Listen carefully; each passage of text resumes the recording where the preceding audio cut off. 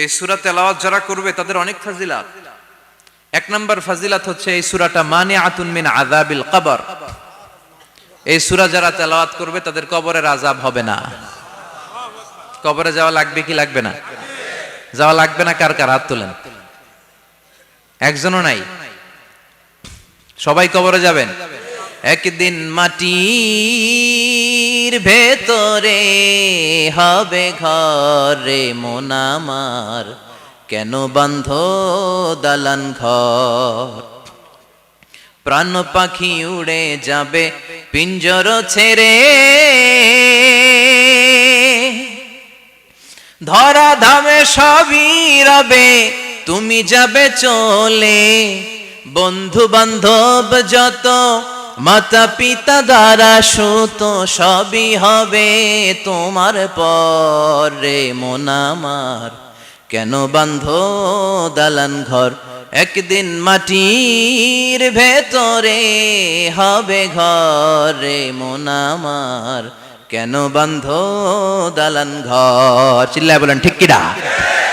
যাওয়া লাগবে, কেউ বাঁচতে পারবে না। দাদা চলে গেল, বাবা চলে গেল, মামা চলে গেল, আমারও যাওয়া লাগবে। সেলিব্রিটি চাই, আরো সম্পদের পাহাড় চাই। ব্যস্ত, আমরা মহা ব্যস্ত। এত ব্যস্ততা কিসের? স্টপ, থামেন, অনেক হয়েছে। আন্না বসেন, একটু ভাবেন। দাদা চলে গেল, বাবা চলে গেল, মামা চলে গেল, আমাকেও চলে যেতে হবে। মাঝে মাঝে কবরস্থানে যাবেন, যে একটু দেখবেন এই কবরস্থানে শিশুরা শুয়ে আছে, কিশোররা শুয়ে আছে, আপনার মতো তাগড়া যুবকরা শুয়ে আছে, ওদেরও রক্ত গরম ছিল আপনার মতো। আজ ওরা নাই, সব শেষ। আপনাকেও যেতে হবে। এই কবরে আমাদেরকে যেতে হবেই। কবরের প্রশ্নের উত্তর দিতে হবে। চিল্লায় বলেন ঠিক কিনা?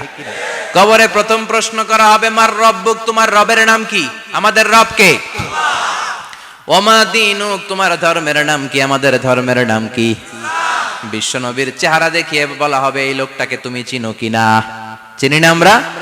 চাঁদের চেয়ে সুন্দর তুমি, নবী আমার কমলিহি ওয়ালা, দু জাহানের বাদশাহ তুমি, প্যারা নবী সাল্লাল্লাহু আলা, দু জাহানের বাদশাহ তুমি, প্যারা নবী সাল্লাল্লাহু আলা, চাঁদের চেয়ে সুন্দর তুমি, নবী আমার কমলিহি ওয়ালা। সুবহানাল্লাহ পড়ে। আমাদেরকে জিজ্ঞেস করা হবে, রব কে? বলবো আল্লাহ। ধর্ম কি? বলবো ইসলাম। এই লোকটারে চিনো নাকি? আমরা বলবো চিনি, আমাদের প্রাণের নবী মুহাম্মদ সাল্লাল্লাহু। তিনটা প্রশ্নের উত্তর করতে পারলে এডিশনাল আরেকটা প্রশ্ন, ওমা ইলমুক। এই তিনটা প্রশ্নের উত্তর জানলা কেমনে? নকল করছো নাকি? বাংলাদেশে নকল আছে না নাই? কোথায় নকল করে? হ্যাঁ, কিছু লিজেন্ড আছে দেখি, একেবারে জামার ভিতরে নকল, টুপির ভিতরে নকল, স্কেলের ভিতরে নকল, মৌজার ভিতরেও নকল। আছে না নাই? কথা বলেন। ফেরেশতারা বলবে, তুমি তিনটা প্রশ্নের উত্তর করলে কি করে? আপনাকে বলতে হবে, আমি কোরআন থেকে শিখেছি, আমি হাদিস থেকে জেনেছি। চিল্লায় বলেন ঠিক কিনা? তখন ফেরেশতারা বলবে, আহলান ওয়া সাহলান, মারহাবান, কংগ্রাচুলেশন, তুমি উত্তর করতে পেরেছো। ইফসাহু লাহু কবরুহু ৭০ যিরান, আপনার কবরটারে ৭০ হাত লম্বা বানিয়ে দেয়া হবে। ইফতাহু লাহু বাবুন ইলাল জান্নাহ, জান্নাতের দিকে দরজা করে দেয়া হবে। ইউলবাসু মিন লিবাসিল জান্নাহ, জান্নাতের পোশাক পরিয়ে দেয়া হবে। আর বলা হবে, নাম কানাউ মিল আরুস, বাসর রাতে কনেকে নিয়ে বর যেমনি শান্তির ঘুম, আরামের ঘুম দেয়, তুমিও ঘুম দাও, ঘুমাও। You should get some sleep now, you are very tired man, ঘুমাও, অনেক হয়েছে, ঘুমাও। তোমার এই ঘুম কেউ ভাঙাবে না, ইসরাফিলের সিঙ্গার ফুৎকার ছাড়া। আল্লাহ লম্বা ঘুম যেন দিতে পারি, তৌফিক দাও। আর যারা ইসলাম বিরোধী, কোরআন বিরোধী, বিশ্বনবী বিরোধী, তাদেরকেও প্রশ্ন করা হবে, তোর রব কে? মার রব্বুক। সে বলবে, লা আদরি, আমি কিছু জানি না, আমি মাফ চাই, দোয়াও চাই। কথা কন, জানি না, আমি কিছুই মনে করতে পারছি না, আমি কিছু জানি না, আমার ধর্ম নাই, কর্ম নাই, আমার ধর্ম যার যার, উৎসব সবার, আমার কোনো ধর্ম টর্ম নাই, আমার কোনো নামাজ রোজা নাই, আমার কোনো রব নাই। দ্বিতীয় প্রশ্ন, ওমা দীনুক, তোর ধর্মের নাম কি?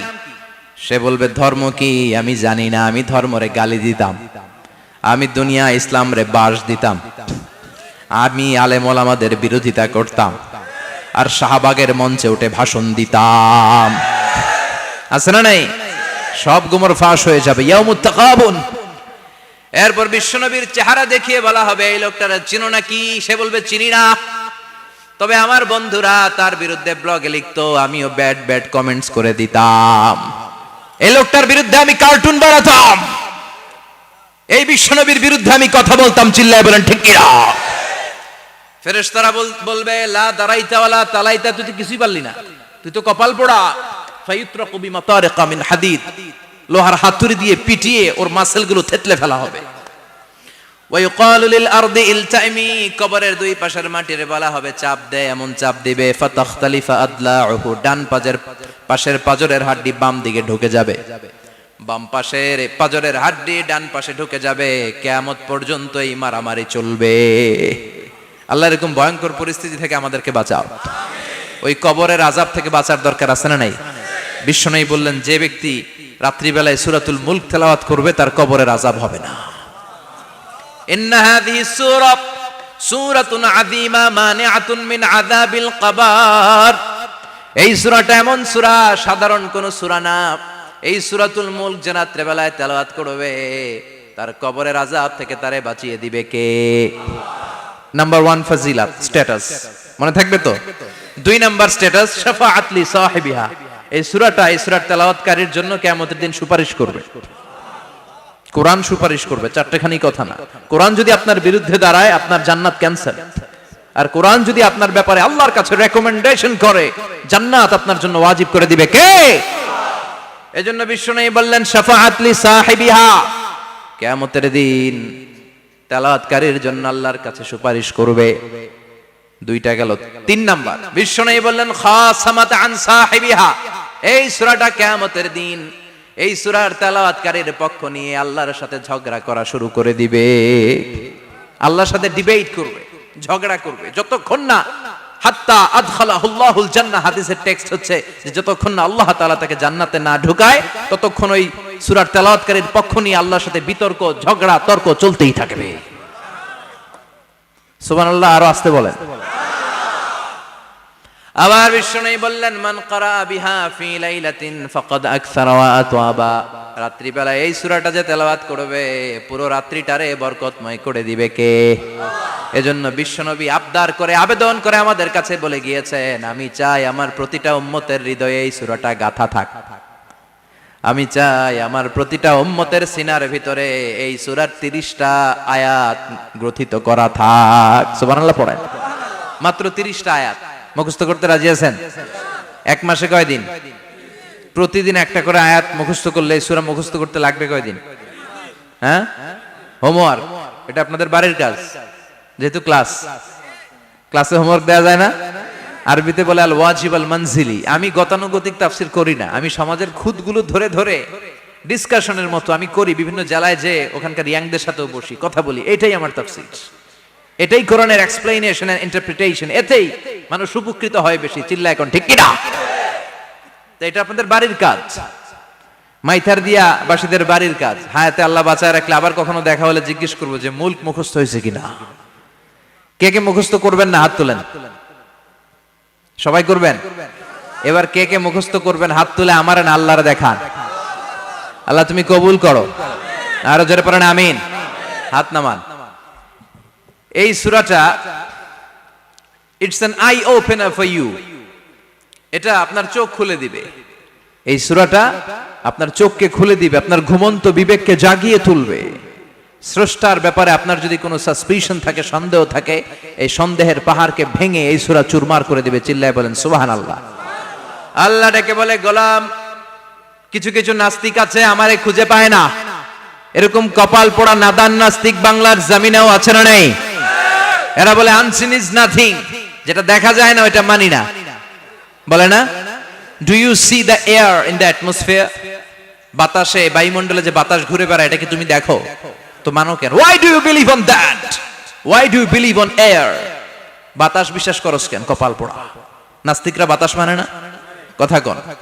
Do you see the bad headache someone feel in his head and he's shouting? মাথার ব্যথায়, মাইগ্রেনের পেইনে যখন কেউ চিৎকার করে তার মাথার ব্যথা দেখা যায়। আমার এখন প্রচন্ড মাথা ব্যথা যদি হয়, আপনারা দেখতে পাচ্ছেন তো, নাস্তিকরা কি মাইগ্রেনের পেইন বিশ্বাস করে না? মাথা ব্যথা বিশ্বাস করে কি করে না? বাতাস বিশ্বাস করে কি করে না? কয় আনসিন ইজ নাথিং, যেটা দেখি না ওটা বিশ্বাস করি না, কপাল পোড়া। আল্লাহ ডেকে বলে, গোলাম আমার সৃষ্টির দিকে তাকা, আকাশের দিকে তাকা, বাতাসের দিকে তাকা, সাগরের দিকে তাকা। সাগরের মধ্যে আমি আল্লাহ আছি না নাই? বিশাল বড় বড় পাহাড়ের দিকে তাকা, ঝর্ণার দিকে তাকা, ঝর্ণার মধ্যে আমি আছি না নাই? ঝর্ণা ঝর্ণা ঝর্ণা রে, বলনা বলনা বলনা রে, কার বিরহে পাগল পাড়া তুই, কার মিলনে ফুল ফসলে ভরা রে তোর দুকুল ভুই, কার মিলনে, কার মিলনে ফুল ফসলে ভরা রে তোর দুকুল ভুই। ঝর্ণা ঝর্ণা ঝর্ণা রে, বলনা বলনা বলনা রে, কার বিরহে পাগল পাড়া তুই। সুবহানাল্লাহ পড়েন। ঝর্ণার দিকে তাকাও, সাগরের দিকে নজর করে দেখো, বিশাল পাহাড়ের দিকে নজর করে তাকাও, ওই পাহাড়ের মধ্যে আল্লাহরে খোঁজে বাবা, চিল্লায় বলেন ঠিক কিনা? 120 দিনের আগে মানব শিশুর দেহের ভিতরে কিন্তু রুহের ফুৎকার হয় না। সহিহ বুখারীর বর্ণনা 40 40 40, 340 কত কথা বলেন? প্রথম 40 থাকে নুতফা, তারপরের 40 হয় আলাকা, তারপরের 40 হয় মুদগা, sperm drop, blood clot and then the little flesh. ছোট্ট নাপাক পানি ছিলাম, শুক্রাণু ছিলাম আমরা। কি ছিলাম? শুক্রও ছিলাম না, শুক্রাণু, শুক্রের অণু। এক ফোঁটা শুক্রের মধ্যে 20 কোটি অণু থাকে, ওই 20 কোটির একটা ছিলাম আমি আর আপনি। সুবহানাল্লাহ বাড়িতে গিয়ে বললেন। ডিম্ব আমরা ছিলাম না, আমরা ছিলাম ডিম্বাণু। ডিম্বের এই ডিম্বাণু আর শুক্রাণু দুইটা মিলে আল্লাহ আমাদেরকে বানায় ফেললেন জাইগট, সেখান থেকে এমব্রয়ো, তারপরে আস্তে আস্তে ইনিশিয়াল স্টেজগুলো শেষে একটার পর একটা স্টেজ পার করে তিনি আমাদেরকে বানালেন আলাকা, সেখান থেকে মুদগা, আমাদের দেহের ভেতরে তিনি স্কেলিটন ভরে দিলেন, কঙ্কাল, মাথার স্কাল দিলেন, খুলি দিলেন, নাক কান গলা দিলেন, আমার রেসপিরেটরি সিস্টেম চালু করে দিলেন। কত ছোট ছিলাম আমি, ক্ষুদ্র ছিলাম আমি। ফালয়ানজুরিল ইনসানু মিম্মা খুলিকা, খুলিকা মিম্মা ইন দাফিক। মানুষের উচিত তার সৃষ্টি প্রক্রিয়ার দিকে নজর করে তাকানো।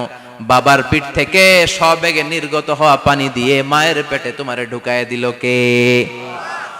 নাপাক পানি থেকে ছোট্ট ব্যাঙ্গাচির মতো ছিলাম, জোকের মতো মায়ের জরায়ুর দেয়ালে লেগেছিলাম। সেখান থেকে বড় করতে করতে আমার রেসপিরেটরি সিস্টেম, আমার হেয়ারিং সিস্টেম, আমার সব সিস্টেমগুলো তিনি আমার দেহের ভিতরে সেট করে দিল। চিল্লায় কোন সুবহানাল্লাহ। 120 দিনের সার্টেন পিরিয়ড শেষে তিনি দেহের ভিতরে রুহের ফুৎকার দিলেন। দেয়া মাত্রই আমার রুহুতে ধপ ধপ ধপ শুরু হয়ে গেছে। ওই যে ধপ ধপ শুরু হয়েছে, আজও থামে নাই। এই ধপ ধপ থামলে বাঁচবেন, দম ফুরাইলে আমরা ঠুস হয়ে যাবো, ঠিক কিনা? হায় রে মানুষ রঙিন ফানুষ, দম ফুরাইলে তবু তো ভাই কারোরই নাই একটুখানি। হায় রে মানুষ রঙিন ফানুষ, রঙিন ফানুষ, হায় রে মানুষ। সুবহানাল্লাহ বলেন। সে আল্লাহ বললেন, গোলাম জীবন আর মরণের মাঝখানে আমি তৈরি করেছি রুহু। পৃথিবীর বিজ্ঞানীরা সব বানাতে পারে, কম্পিউটার বানাতে পারে, প্লেন বানাতে পারে, হেলিকপ্টার বানাতে পারে, রকেট বানাতে পারে, কিন্তু গোটা বিশ্বের সব বিজ্ঞানীরা মিলে কি রুহু বানাতে পারে নাকি? কথা বলেন। গত বছর সোফিয়া নামে একটা রোবট আসছিল না? কথা কন। ওটা মাথা উঁচু করে নিচু করে কথা বলতে চায়, মানুষের মতো হতে চায়। আসলে কি মানুষ? ওটার মধ্যে কি রুহু আছে? রুহু বানাইতে পারবে কেউ? এই রুহু নিয়ে যে কত গবেষণা, মুমূর্ষ রোগীদের উপর গবেষণা চালিয়েছে অনেক। বুলেট প্রুফ গ্লাসের ভিতরে মুমূর্ষ রোগীকে রেখে রেখে তারা চেক করতে চেয়েছে আমেরিকান বিজ্ঞানীরা যে রুহু কোন দিক দিয়ে বের হয়। তারা ওজন করে দেখে, মানুষ মরে গেলে কোন লাশের ওজন বেড়ে যায়, কোন লাশের ওজন কমে যায়। যেটাতে কমে গেছে 2-1 কেজি কমে যায়, তার অবাক। কিরা আগে ছিল 80 কেজি, এখন হয়েছে 78 কেজি, তার মানে 2 কেজি না, এটাই রুহু। এটাই কি? এটা হচ্ছে গবেষণার ধাপ। অনেকগুলো মডিউল তারা আনে, অনেক মুমূর্ষ রোগীকে গ্লাস ফিটিং করা, ইন্টেনসিভ কেয়ারে রেখে তারা অবজার্ভ করে, আর অক্সিজেন মাস্ক খুলে দিয়ে তারা দেখে যে লোকটা ছটফট করে কিভাবে মরে। মরার আগে ওজন মাপ ছিল 80 কেজি, মরে গেছে পরে আবার ওজন দিয়ে দেখে 78 কেজি। কমছে কয় কেজি? বিজ্ঞানে কয় পাইছি। সবাই কয় কি পাইছো? কয় রুহু। কই পাইলেন? কয় আগে 80, এখন 78, 2 কেজি। রুহুর ওজন কয় কেজি? তো বিজ্ঞানীদের সিস্টেম হচ্ছে যে কোনো একটা বিষয়ের উপর গবেষণা চালালে তারা পূর্ণাঙ্গ ডিসিশনে পৌঁছতে পারে না। They couldn't jump to the final conclusion just on one module, based on one module they cannot do it. তাদের অনেকগুলো মডিউল আনতে হয়। তারা আবার নমুনা আনলো আরেকটা মুমূর্ষ রোগী, অক্সিজেন চেম্বার লাগানো, মাস্ক লাগানো, এটা খুলে ফেললে মরে যাবে। বুলেট প্রুফ করা গ্লাসের ভিতরে ঢুকিয়ে এটার ওজন মাপ, এটার ওজন 60 কেজি। এবার মাস্ক খোল, মাস্ক খুলছে ছটফট ছটফট করে, এটা শেষ। এবার মাপ দেখ, এবার মাইপা দেখা গেছে 63 কেজি। কয় কেজি বাড়ছে? এক একটার এক এক সিস্টেম হইতেছে, কোনোটা কমে, কোনোটা বাড়ে, কোনোটা কিচ্ছু হয় না। সবাই কয় তাইলে আপনি রুহু পাইলেন কই? আগেরটা কম ছিল, মনে করছিলেন 2 কেজি কমছে, ওইটাই রুহু, এখন 3 কেজি বাইরে গেছে, মিলাইবেন কি দিয়া? কথা কন। আল্লাহ ডেকে বলে, গোলাম কিয়ামত পর্যন্ত একটার পর একটা মুমূর্ষু রোগীকে বুলেট প্রুফ গ্লাসের ভেতরে ঢুকাতে পারবি, গবেষণা করতে পারবি, মাগার রুহু খুঁজে পাবি না। চিল্লায় বলেন ঠিক কি না? কারণ এই রুহুর মালিক কে? সে আল্লাহ বললেন, আল্লাযী খালাকাল মাউতা ওয়াল হায়াতা লিয়াবলুয়াকুম আইয়ুকুম আহসানু আমালা। জীবন আর মৃত্যু বানালাম তোমাদেরকে পরীক্ষা করার জন্য। পরীক্ষা আছে না নাই? গোটা দুনিয়াটাই পরীক্ষা। আল্লাহ যারে পছন্দ করে বেশি তার পরীক্ষাও। আসাদুন নাসি বালাআন আল আম্বিয়া। এই পৃথিবীতে আল্লাহ সবচেয়ে বেশি বালা মুসিবত দিয়ে পরীক্ষা করেছেন নবীদের। কারণ নবীরা আল্লাহর কাছে কম প্রিয় না বেশি প্রিয়? যেহেতু প্রিয় বেশি, পরীক্ষাও। এজন্য মুমিনের উপর যদি পরীক্ষা আসে, মুমিনের উপর যদি অত্যাচার আসে, মুমিনের উপর যদি ধৈর্যের পরীক্ষা আসে, জেল জরিমানা আসে, মুমিন ওইটারে ভয় পায় না। মুমিন ভয় পায় একজনকে। চিল্লায় বলেন তিনি কে? কারণ আল্লাহর ঘোষণা, ওয়ালা তাহিনু ওয়ালা তাহজানু। ঘোষণাটা কার? ভয় নাই, তোদের চিন্তা নাই। আনতুমুল আ'লাউনা ইন কুনতুম মুমিনিন। তোমরাই বিজয়ী হবা যদি মুমিন হও, যদি মুমিন হও। এজন্য ধৈর্যের পরীক্ষা দিতে হবে, আল্লাহর উপর তাওয়াক্কুল করতে হবে, অত্যাচার আর জুলুম আল্লাহর নামে সহ্য করে যেতে হবে। চিল্লায় বলেন ঠিক কি না? কারণ মজলুমের সাথে আল্লাহ থাকে। মজলুমের বদদুয়াকে বিশ্বনবী ভয় করতে বলেছেন। কারণ মজলুমের বদদুয়ার মাঝে আর আল্লাহর মাঝে পর্দা থাকে। যারা দুনিয়ার বুকে জুলুম করে তাদেরকে ক্ষমতার মসনদ থেকে নামিয়ে দেয় কে? আর যারা মজলুম হয়, যাদের রক্ত দিয়ে জমিন ভেজে, তাদেরকে জমিনের ক্ষমতা দিয়ে দেয় কে? আর যারা রক্ত ঝরায়, ইতিহাস বলে তারা শেষ পর্যন্ত প্রাণ আর জান নিয়ে পালাবার জায়গাটা পায় না। চিল্লায় বলেন ঠিক কি না? এজন্য মুমিন খুব ভালো করে জানে, রাত্রি যত গভীর হয়, সুবহে সাদিকের সময় কাছে আসতে থাকে। গর্ভবতী নারীর পেটের জ্বালা যন্ত্রণা, ব্যথার পেইন যত বাড়ে, নতুন মেহমান আগমনের সময় কাছে আসতে থাকে। তেমনি ইসলামের পক্ষের শক্তির উপর যদি অত্যাচার, অনাচার, স্টিম রোলার বেড়ে যায়, এটা প্রমাণ করে ইসলামের বিজয়ের সময় কাছে আসতে শুরু করেছে। চিল্লায় বলো ঠিক কি না? এজন্য রাব্বুল আলামিন ডেকে বলেন, গোলাম লিয়াবলুয়াকুম আইয়ুকুম আহসানু আমালা। কে ভালো আমল করো, কে খারাপ আমল করো, এজন্য আমি জীবন মরণ তৈরি করেছি। চিল্লায় কোন ঠিক কি না? এরপর আল্লাহ বললেন, ওয়ালাকাদ যায়্যানাস সামাআদ দুনিয়া বিমাসাবিহা ওয়া জাআলনাহা রুজুমান লিশ-শায়াতিন। সুবহানাল্লাহ বলেন। ওয়ালাকাদ যায়্যানাস সামাআদ দুনিয়া। মাইকম্যান কোথায়? সাউন্ডটা বাড়াও। এত দুর্বল কেন তোমার সাউন্ড? মনে হচ্ছে আমি মাইক ছাড়া কথা বলছি। সাউন্ডটাকে স্ট্রং করো। ওয়ালাকাদ যায়্যানাস সামাআদ দুনিয়া। I have beautified the closer sky with candles, with light and stars. আল্লাহ বললেন, আমি দুনিয়ার আকাশকে তারা দিয়ে সুশোভিত করেছি। আকাশে তারা আছে না নাই? এগুলো এমনি এমনি হয়েছে না? তৈরি করছে কে? বিশ্বাস হয়? কোনো সন্দেহ আছে? এখন তো লাইটিং ফাইটিং এর যুগে তারার যে কি সৌন্দর্য আমরা বুঝি না।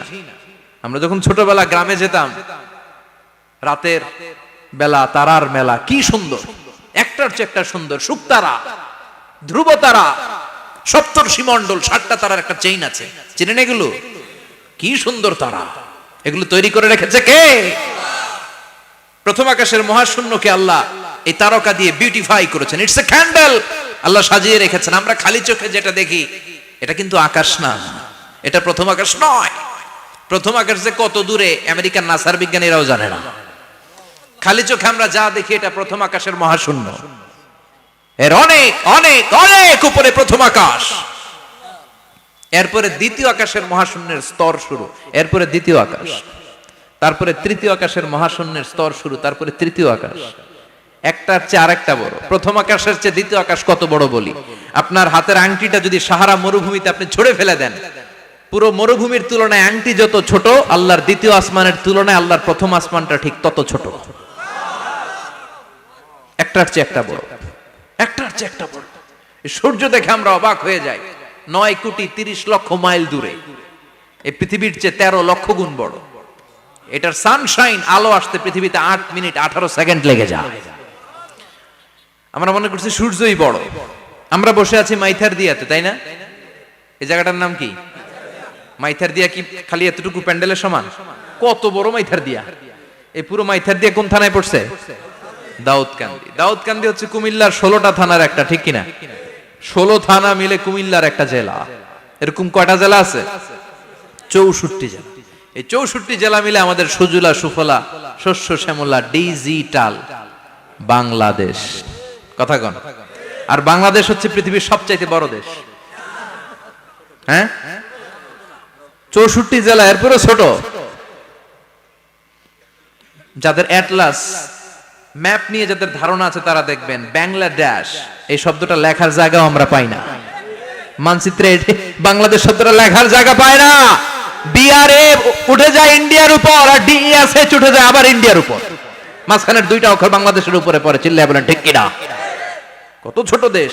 পাশের ইন্ডিয়া 20-25 গুণ বড়। ইউরোপ আমেরিকার অনেক দেশ আছে, আমেরিকাই বাংলাদেশের চেয়ে শতগুণ বড়। কানাডা কয়েকশো গুণ বড়, রাশিয়া কয়েকশো গুণ বড়। এরকম প্রায় 200 দেশ নিয়ে পৃথিবীর স্থলভাগ, আর 70% হচ্ছে শুধু পানি। এই সব মিলে আমাদের এই পৃথিবী। আর এত বড় পৃথিবীর চেয়েও নাকি সূর্য 13 লক্ষ গুণ বড়। তার মানে সূর্যই বড় না, সূর্যের চেয়ে অনেক বড় তারা আছে। সূর্যের পরে পৃথিবীর সবচেয়ে কাছের যে তারা বা স্টার, ওটার নাম হচ্ছে প্রক্সিমা সেন্ট্রাই। নাম কি?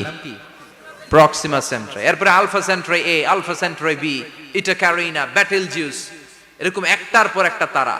যেই সূর্য পৃথিবীর চেয়ে 13 লক্ষ গুণ বড়, বেটেলজিউস নামে একটা তারা আছে, ওটা সূর্যের চেয়ে 33 কোটি গুণ বড়।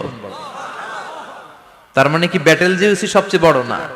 ছোট্ট একটা তারা। এই বেটেলজিউসরে খেয়ে ফেলাইতে পারে এরকম 1000 কোটি গুণ বড় সাইজের তারা আছে না নাই? এরকম কয়েক বিলিয়ন তারা নিয়ে আমাদের গ্যালাক্সি গঠিত। আমাদের গ্যালাক্সি, এটার নাম মিল্কি ওয়ে। এটার নাম কি? আমাদের গ্যালাক্সি। এই গ্যালাক্সিতে আমাদের অবস্থান। এরকম কত হাজার কোটি গ্যালাক্সি আছে আমেরিকার নাসার বিজ্ঞানীরাও জানে না। আমাদের গ্যালাক্সির সবচেয়ে কাছের যে গ্যালাক্সি, ওই গ্যালাক্সিটার নাম হচ্ছে অ্যান্ড্রোমেডা। কি নাম? অ্যান্ড্রোমেডা। আমাদের গ্যালাক্সি থেকে কেউ যদি কাছের গ্যালাক্সি অ্যান্ড্রোমেডাতে যেতে চায়, তার 2.5 মিলিয়ন লাইট ইয়ার্স সময় লেগে যাবে। কথাটা কঠিন হয়ে গেছে, আমি ভেঙে বলি, তারপরে সুবহানাল্লাহ কইবেন। আমাদের গ্যালাক্সির নাম মিল্কি ওয়ে। মিল্কি ওয়ে থেকে যদি কেউ অ্যান্ড্রোমেডাতে যেতে যায়, কত সময় লাগবে? 2.5 million light year. Light year মানে আলোকবর্ষ। আলোর গতিতে যদি ছোটা যায়, 2.5 মিলিয়ন মানে হচ্ছে প্রায় 25 লক্ষ। তাহলে পৃথিবীতে সবচেয়ে দ্রুতগামী যে বিষয়টা আবিষ্কৃত হয়েছে সেটা হচ্ছে আলো। এই যে লাইট মারলে যে ছুটে, এই লাইট প্রতি সেকেন্ডে 1,86,000 মাইল বেগে ছুটতে পারে। 1 মিনিটে না, 1 ঘন্টা না, 1 মিনিটে না, 1 সেকেন্ডে আলো চলে যায় কয় mile? 1,86,000। Could you imagine that? আপনি কল্পনা করতে পারেন? তাই তো মাথা নাড়াইতেছেন। এটা কি কল্পনা করা যাবে? আমার তো তার ছিঁড়ে যাচ্ছে। 1 সেকেন্ডে নাকি আলো ছুটে 1,86,000 মাইল বেগে। 1 সেকেন্ড শব্দ কইতে তো 2 সেকেন্ড লাগে। কথা কোন? এর মধ্যে আলো চলে গেছে 1,86,000 মাইল। তো কোন রকেট যদি আপনি পান, যে রকেট দিয়ে সেকেন্ডে 1,86,000 মাইল বেগে রকেটটা ছুটবে প্রতি সেকেন্ডে, খেয়াল করেন, ঘন্টায় না, মিনিটে না, কিসে? সেকেন্ডে। যে রকেটটা সেকেন্ডে 1,86,000 মাইল বেগে ছুটবে, ওই রকেটটা দিয়ে আমাদের গ্যালাক্সি থেকে আমাদের পাশের গ্যালাক্সি অ্যান্ড্রোমেডাতে পৌঁছতে আপনার 25 লক্ষ বছর লেগে যাবে। সুবহানাল্লাহ বাড়িতে গিয়ে বললেন। এরকম বিশাল বিশাল তারা দিয়ে আমাদের আকাশটারে বিউটিফাই করেছে কে? এজন্য আল্লাহ বললেন, ওয়ালাকাদ যায়্যানাস সামাআদ দুনিয়া বিমাসাবিহা ওয়া জাআলনাহা রুজুমান লিশ-শায়াতিন। আমি এই দুনিয়ার আকাশটারে সুন্দর সুন্দর তারকারাজি লাইটের মতো সেটিং করে সুশোভিত করেছি, আবার এই তারকা দিয়ে আমি শয়তানদেরকে প্রহারও করেছি। সুবহানাল্লাহ। শয়তানদেরকে আল্লাহ তারা মেরে আঘাত করে। সুবহানাল্লাহ বলেন। এরপরে এই সূরার প্রথম রুকুর শেষে আল্লাহ বললেন, ওয়াসিররু কাওলাকুম আও ইজহারু বিহি ইন্নাহু আলিমুম বিযাতিস সুদূর আলা ইয়ালামু মান খালাকা ওয়া হুয়াল লাতীফুল খাবীর। আল্লাহ বললেন, ওয়াসিররু কাওলাকুম, তোমরা যদি গোপনে কথা বলো, আও ইজহারু বিহি, কিংবা স্পষ্ট করে বলো, সব শুনে কে? আপনি যেমনি বলেন শুনবে কে? বলেনই নাই, শুধু মনে মনে ভাবছেন, শুনবে কে? সুবহানাল্লাহ কইবেন না? সাত আকাশের উপরে, আরশের উপরে তার অবস্থান, সাত জমিনের নিচে, কোন গোপনতম প্রকোষ্ঠে, কোন ছোট্ট বাক্সের ভেতরে যদি কোনো পিঁপড়া, পিপিলিকা নীরবে হেঁটে যায়, আল্লাহ বলে আমি ওই পিঁপড়ার হেঁটে চলার পায়ের আওয়াজটাও শুনতে পাই। এজন্য কেউ যেটা শোনে না, শুনে কে? এরপর আল্লাহ বললেন, হুয়াল্লাযী জাআলা লাকুমুল আরদা যালুলান ফামশু ফি মানাকিবিহা ওয়া কুলু মির রিজকি ওয়া ইলাইহিন নুশুর। সুবহানাল্লাহ বলেন। আল্লাহ ডেকে বললেন, গোলাম, তোমাদের জন্য জমিনটারে আমি বিছানা বানিয়েছি। আল্লাযী জাআলা লাকুমুল আরদা ফিরাশা, জমিনটারে বিছানা বানিয়েছে কে? এই বিছানার মতো সমতল জমিন দিয়ে তোমরা হেঁটে বেড়াও, চলে বেড়াও, হেলে দুলে পড়ার সুযোগ নাই, ঠিক কিনা? এই যে মাইথার দিয়ে আজকের যে ময়দান, এটা যদি বিছানার মতো সমান না হয়তো বসতে পারতেন? কথা কন। এই ময়দানের প্যান্ডেলের এদিক দিয়ে উঁচা, এদিক দিয়ে গর্ত, এদিক দিয়ে নিচা, এদিক দিয়ে খাড়া, কেমন হইতো? কথা কন। কেউ আমারে দেখতো, কেউ দেখতো না, কেউ দাঁড়াইয়া, কেউ বৈশা, আছে না নাই? কিন্তু জমিনটারে সমতল বানালো কে? আপনি যদি বিমান থেকে যদি আপনি দেখেন, বিমানের গ্লাস দিয়ে, জানলা দিয়ে যদি আপনি নিচের দিকে তাকান, আপনি দেখবেন মনে হবে পুরো জমিনটাকে আল্লাহ সবুজ কার্পেট দিয়ে কার্পেটিং করে রেখেছে। এই সৌন্দর্য দিয়েছে কে? আবার রব্বুল আলামিন বলেন, জমিনটারে সমান দেখে, কার্পেটিং দেখে মনে করো না তোমরা বেঁচে গিয়েছো। আমার দেয়া বিধান আমার জমিনে যদি কায়েম করতে না পারো, এই কার্পেটিং করা জমিনের ভেতরে আযাব আছে না নাই? এই পুরো জমিনের ভেতরে আছে আগুন আর আগুন। আগ্নেয়গিরির অগ্নুৎপাত জ্বালামুখে বিস্ফোরণ করে দিয়ে গোটা বিশ্বটারে মুহূর্তে মেসাকার করে দিতে পারে কে? এজন্য আল্লাহ ডেকে বললেন, গোলাম, আমিনতুম মান ফিস সামাই আন ইয়াখসিফা বিকুমুল আরদা ফাইযা হিয়া তামুর। তোমরা কি ভেবেছো নাকি বেঁচে যাবা? আমি চাইলেই পুরো জমিনটারে কাঁপিয়ে দিতে পারি। আয়াখসিফা বিকুমুল আরদ, খাসাফ মানে ল্যান্ডস্লাইড। খাসাফ মানে কি? ল্যান্ডস্লাইড, ভূমিধস, ভূকম্পন, আর্থকোয়েক, আছে না নাই? বাংলাদেশে তো ভূমিকম্প হয় না, না? টের পাইছেন? মাঝে মাঝে মাঝরাতে হয় না? 3টার দিকে নিজেই দৌড় দিমু না বাচ্চারা লইয়া দৌড় দিমু, লুঙ্গি পইরা দৌড় দিমু না লুঙ্গি ছাড়া দৌড়ামু? কথা কম। এই ভূমিকম্প আছে না নাই? আল্লাহ বলে, মনে করো না জমিনটা সমতল, কার্পেটিং করে দিয়েছি, এই কার্পেটিং এর ভিতরেও আগুনের দলা আছে না নাই? আবার আল্লাহ বললেন, আমিনতুম মান ফিস সামাই আন ইউরসিলা আলাইকুম হাসিবা। নিচে যেমনি কার্পেটিং করা জমিনের ভেতরে অগ্নুৎপাত রেখে দিয়েছি, মাথার উপর থেকে আযাব দেওয়ার সুযোগ আছে না নাই? চাইলে আল্লাহ অগ্নি বৃষ্টি দিতে পারে, আগুন বৃষ্টি দিতে পারে, ঠান্ডার বজ্রপাত দিতে পারে।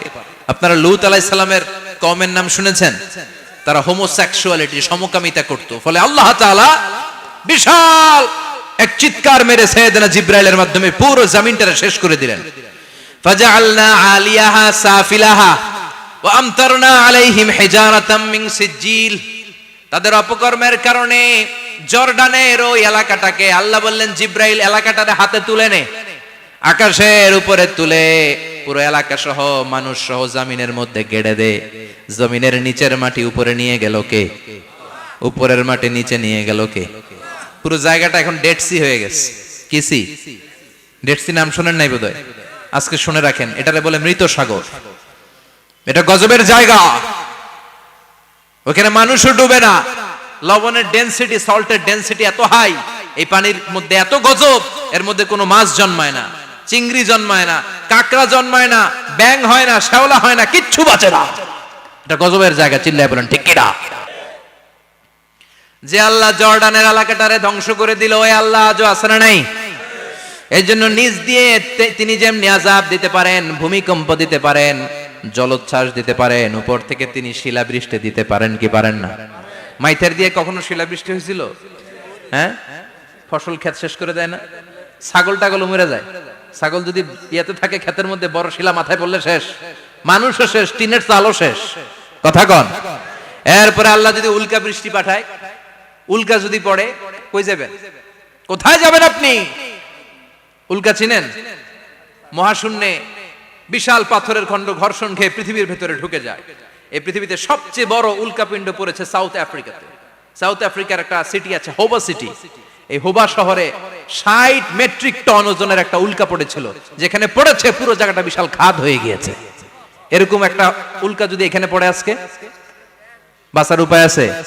যে বিল্ডিং এ আমরা থাকি, রাতের বেলায় ঘুমাই আর ধুম্মা চলে ধুম দেখি রাতে, ওই বিল্ডিং এ যদি একটা পড়ে, কথা কন, ডান্স ক্লাব গুলার উপর যদি পড়ে, পতিতালয় যেগুলা আছে ওগুলা যদি পড়ে, যেই হোটেল গুলার মধ্যে আকাম কুকাম হয় ওইটার উপর যদি পড়ে, নাকি আল্লাহর এখন দেয়ার ক্ষমতা নাই? কথা কন। তার মানে বেঁচে গেছো, পার পেয়ে গেছো মনে করো না, নিজ দিয়েও আযাব আছে, উপর দিয়েও আযাব আছে। চিল্লায় বলেন ঠিক কিনা? এজন্য ভয় পেতে হবে একজন সত্তাকে, তিনি কে? সব ক্ষমতার মালিক কে? এরপরে আল্লাহ বললেন আওয়ালাম ইয়ারাউ ইলা আত-তায়রি ফাওকাহুম সাফাতিন ওয়া ইয়াকবিদনা মা ইউমসিকুহুন্না ইল্লার রাহমান ইন্নাহু বিকুল্লি শাইইন বাসীর। সুবহানাল্লাহ বলেন। আল্লাহ বলেন তোরা নাস্তিক হস কেমন করে? মানুষ নাস্তিক হয় কেমন করে? মানুষ কি মুক্ত বিহঙ্গের দিকে নজর করে তাকায় না? আকাশে মুক্ত বিহঙ্গ নাই? বিহঙ্গ বুঝছেন তো? পাখি। পাখির কথা কোরআনে বলল কে? সুবহানাল্লাহ কইবেন না? ওয়া আরসালা আলাইহিম তায়রান আবাবিল। আবার কাবা ভাঙতে এলে পাঠাওয়া বাবিল। দাও খোদা দাও আমায় আবার উমর দরজ দিল। দাও খোদা দাও আমায় আবার উমর দরজ দিল। সুবহানাল্লাহ পড়েন। এই যে আল্লাহ বললেন ওয়া আরসালা আলাইহিম, তারপর তায়রান আবাবিল, তায়ের মানে পাখি, তায়ের মানে কি? আবার জান্নাতে যারা যাবে তাদেরকে পাখির ভুনা গোশত খাওয়াবে কে? জান্নাতে যাওয়ার সাথে সাথে প্রথমে আল্লাহ আপনাদেরকে মেহমানদারি করবে মাছের কলিজা দিয়ে। খাইবেন? মাছের কলিজার কথা শুনে জিহ্বে পানি আসছে নাকি? আউয়ালু তুআমিন ইয়াকুলুহু আহলুল জান্নাতি ফাজিয়াদাতু কাবিদিল হুত। প্রথমে মাছের কলিজা, এরপরে পাখির ভুনা গোশত। তার মানে পাখির কথা কোরআনে আছে না নাই? আবার সাইয়েদনা সুলাইমান আলাইহিস সালামের একটা পাখি ছিল, ওইটার নাম কি ছিল? হুদহুদ পাখি। মাথার উপর দিয়ে চলতো, আর ওইটার চোখে জুমিং পাওয়ার আল্লাহ এত বেশি দিয়েছিল, এটা জমিনে নজর করলে বুঝতে পারতো কয় হাজার ফিট নিচে পানি আছে, পানিটা মিষ্টি না লবণাক্ত না কেমন, দেখে দেখে মুহূর্তের মধ্যে সাইয়েদনা সুলাইমানের কাছে সব তথ্য সরবরাহ করে দিত। কোন সুবহানাল্লাহ। এজন্য আল্লাহ বললেন নাস্তিকগুলো কি পাখির দিকে তাকায় না? এই পাখির দিকে তাকালে পাখির রব আল্লাহরে খুঁজে পাওয়া যায়। পাখির দিকে তাকালে, মুক্ত বিহঙ্গের দিকে তাকালে কেমন করে পাখিগুলো উড়ে যায়। এই পাখিগুলো আকাশে ধরে রাখে কে? মা ইউমসিকুহুন্না ইল্লার রহমান। ওই রহমান ছাড়া কেউ পাখিগুলোরে শূন্যে ধরে রাখতে পারে না। কত শত আয়াতে যে আল্লাহ পাখির কথা বলেছেন হিসাব নাই। কত ধরনের পাখি যে আল্লাহ বানিয়েছেন কোনো হিসাব নাই। আপনারা ঘরে জিওগ্রাফিক্যাল চ্যানেলগুলো দেখেন? হ্যাঁ না জি বাংলা দেখেন? স্টার জলসা, কিরণমালা, কি দেখেন? জিওগ্রাফিক্যাল চ্যানেল দেখবেন। ওখানে দেখবেন একটা পাখি আল্লাহ তৈরি করেছে, পৃথিবীর সবচেয়ে ছোট পাখি, নাম হলো হামিং বার্ড। কি নাম? The smallest bird ever in the world. সবচেয়ে ছোট। এটা প্রাপ্তবয়স্কে 3 থেকে 5 ইঞ্চি লম্বা হয়। এটার পূর্ণ যৌবন এটা লম্বা কতদূর? 3 থেকে 5 ইঞ্চি। এটা প্রতি সেকেন্ডে ডানা ঝাপটাতে পারে 80 বার। কয়বার? আমাদের ডানা আছে না 2টা? আপনি আপনার ডানা 1 সেকেন্ডে কয়বার ঝাপটাতে পারবেন? হ্যাঁ, আমি ঝাপটাইলাম, কয়টা হয়েছে 1 সেকেন্ডে? হ্যাঁ, 3টা 4টা ঝাপটা দিতেই আমার সেকেন্ড শেষ। কিন্তু এই পাখিটা প্রতি সেকেন্ডে তার 2 পাখা ঝাপটায় কয়বার? পৃথিবীর সব পাখি সামনে ওড়ে, তো এই পাখি সামনে যেমনি ওড়ে, এট দ্য সেম টাইম এই পাখি পিছনের দিকে উঠতে পারে। সুবহানাল্লাহ। বাড়িতে যাই বললেন। ইউরোপের আল্পস পর্বতমালায় গুগল করবেন যে আজকে গুগলে লিখবেন যে আলপিন সুইফট একটা পাখি আছে। এই পাখিটা একবার যখন শূন্যে উড়াল দেয়, উড়ন্ত অবস্থায় এটা আকাশে 6 মাস থাকতে পারে। আকাশের মেঘের আপ থেকে পানি খায়, শূন্যে ভেসে বেড়ানো পোকামাকড় ধরে খেয়ে বেঁচে থাকে, 6 মাস পরে একবার জমিনে ল্যান্ড করে নামে, নামে কয়েকদিন থেকে আবার উড়াল মারে, আবার উড়াল মারলে আবার 6 মাস। আলপিন সুইফট। আরেকটা পাখি আছে, অদ্ভুত পাখি, নাম হোমা বার্ড। এই হোমা বার্ড উড়ন্ত অবস্থায় ডিম পেড়ে দেয়, আর ওই ডিমটা জমিনে পড়ার আগেই মাঝখানে ডিম ফেটে বাচ্চা বেরোয়, বাচ্চা উঠতে শুরু করে দেয়। এই পাখিগুলোর কথা কোরআনে আছে না নাই?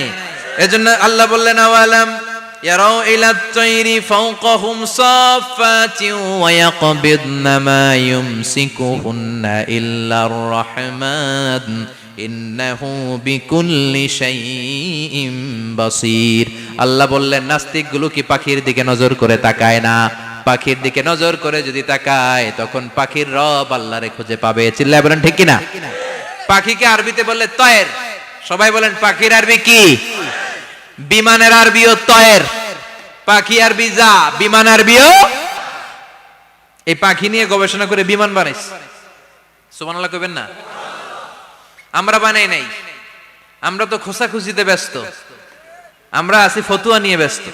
তুই 20 কারণে কাফের, তোর চাচা 90 কারণে কাফের।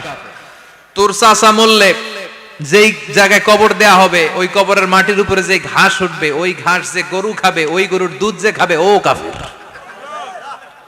আছে না নাই? খালি কাফের ফতুয়া দেয় ব্যস্ত। আমরা ফতুয়া নিয়ে রইলাম, আর ওরা সব আবিষ্কার করে ফেললো। উইলবার রাইট আর অরভিল রাইট, এই দুই ভাই 1903 সালে এই বিমান আবিষ্কার করেছে, এই আয়াতের উপর গবেষণা করে। আওয়ালাম ইয়ারাউ ইলাত তাইর, ওরা কি পাখি নিয়ে ভাবে না? আমাদের তো ভাবার সময় নাই, আমরা আছি মদ নিয়ে আর নারী নিয়ে আর জুয়াবাজি নিয়ে। চিল্লায় বলেন ঠিক কিনা? এমন অনেক মন্ত্রীদের হোটেল আছে যেখানে পতিতালয়ের আড্ডাখানা। চিল্লায় বলো ঠিক কিনা? মুসলমান রাজ মদ আর নারী নিয়ে ব্যস্ত, আর ইহুদি খ্রিস্টানরা আমাদের সব ঐতিহ্যকে ধারণ করেছে। উইলভার রাইট অর উইল রাইট গবেষণা শুরু করে দিল। পাহাড়ে শুয়ে শুয়ে দুই ভাই খালি পাখির ছবি আঁকে, কেমনে পাখিগুলো ডানা ঝাপটা মেরে ওঠে, কেমনে নামে। গবেষণা করতে করতে করতে প্লেন বানায় ফেললো 1903 সালে। আজ থেকে 100 বছর আগের স্টোরি শোনাচ্ছি আপনাদের। তখনকার বিমান এখনকার বিমানের মতো ছিল না। আপনি দেখবেন যে শুরুতে বিমান কেমন ছিল।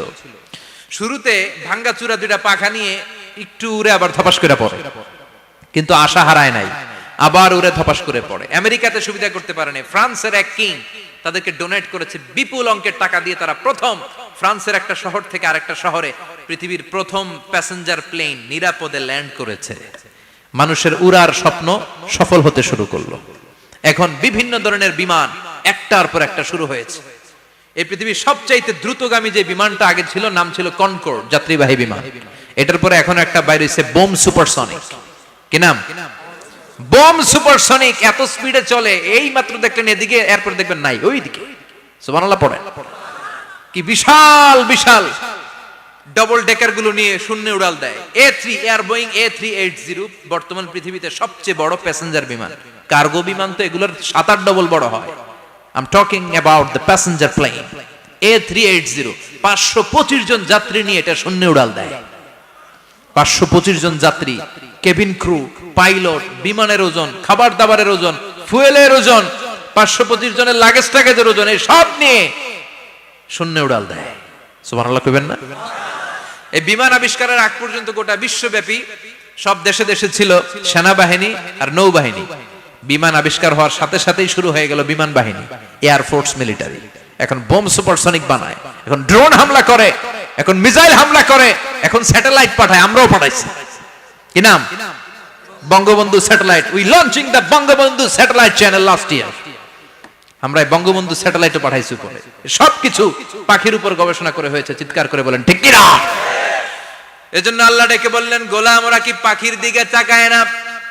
পাখির দিকে যদি নজর করে একটিবার তাকাতো, নাস্তিক আর নাস্তিক থাকতে পারতো না। এজন্য নাস্তিকদের জন্য সূরার ভেতরে ডোজ আছে, আই ওপেনার আছে। সর্বশেষ আল্লাহ একটা প্রশ্ন দিয়ে এই সূরাটা শেষ করলেন। প্রশ্নটা শুনবেন? শুনবেন সবাই? আল্লাহ বললেন, কুল আরাআইতুম ইন আসবাহা মাউকুম গাওরান ফামান ইয়াতিকুম বিমাইম মাইন। বলো দেখি সবে, শুকাইয়া যদি যায় এই পৃথিবীর পানি, তাহলে হেথায় তটনির ধারা কে দিবে সবারে আনি, কে দিবে আনি। একদিন সকালবেলা ঘুম থেকে উঠছেন, টয়লেটে যাবেন, মুখ ধুবেন, স্কুলে যাবেন, অফিসে যাবেন, কাজে যাবেন, যায় দেখেন টিউবওয়েল চাপতেছেন, পানি নাই। ট্যাপ ছাড়লেন, পানি নাই। চোখের মধ্যে ময়লা, নাকে ময়লা। টয়লেটে যাবেন, পানি নাই।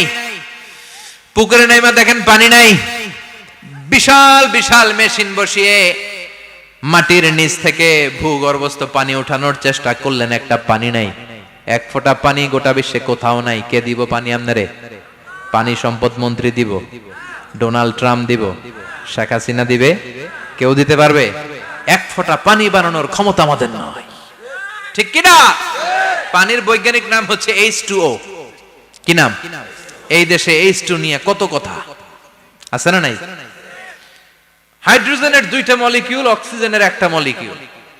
এই দুইটা গ্যাস, হাইড্রোজেন আর অক্সিজেন, দুই গ্যাস একসাথে মিলাইলে কি হয়? কথা বলেন। মিঠা নদীর পানি, সুবহানাল্লাহ পড়েন। আল্লাহ বললেন, ঘুম থেকে উঠে যদি দেখো পৃথিবীর সব পানিগুলো একেবারে পৃথিবীর নিচে চলে গেছে, কোন মাধ্যম দিয়ে এক ফোঁটা পানির জোগাড় আর বন্দোবস্ত করা যায় না, কে তোদেরকে পানি এনে দিবে? কথা কন। আল্লাহ ছাড়া এক ফোঁটা পানি এনে দেওয়ার মতো ক্ষমতা কারো আছে নাকি? আবার পানি থেকে পৃথিবীর সব কিছুরে বানালো কে? ওয়াজআলনা মিনাল মাই কুল্লা শাইইন হাই আফালা ইউমিনুন। আল্লাহ বললেন, পানি থেকে গোটা বিশ্বের সব আমি বানালাম। সব জীবিত জিনিস তৈরি হয়েছে পানি থেকে। এটা কোরআনের কথা। কার কথা? আর ১৫০০ বছর পর বিজ্ঞানীরা এখন বলছে পানি থেকেই সব প্রাণ এসেছে। সুবহানাল্লাহ পড়েন। বিজ্ঞানীদের রিসার্চে এসেছে পৃথিবীর সর্বপ্রথম যে প্রাণীটার উৎপত্তি, এটার নাম নাকি অ্যামিবা। কি নাম?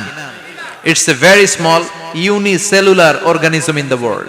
এককুশি শৈবাল অ্যামিবা এসেছে পানি থেকে, ওদের কথা।